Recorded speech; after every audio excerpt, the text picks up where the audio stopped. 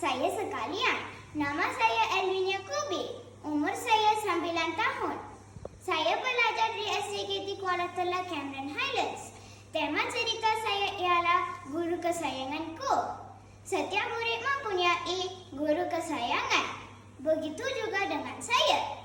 Guru kesayangan saya ialah Cikgu Sarwini. Cikgu Sarwini berasal dari Bentuk Pahang.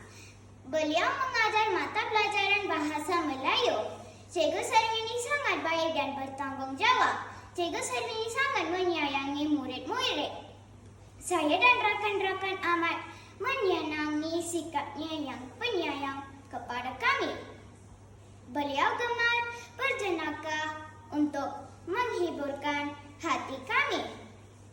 Cikgu Sarwini seorang yang penyabar dan penyayang. Beliau menggalakkan kami supaya rajin belajar. Saya berasa amat bertuah mempunyai guru seperti Cikgu Sarwini. Saya akan belajar bersungguh-sungguh untuk membalas budinya. Sekian, terima kasih.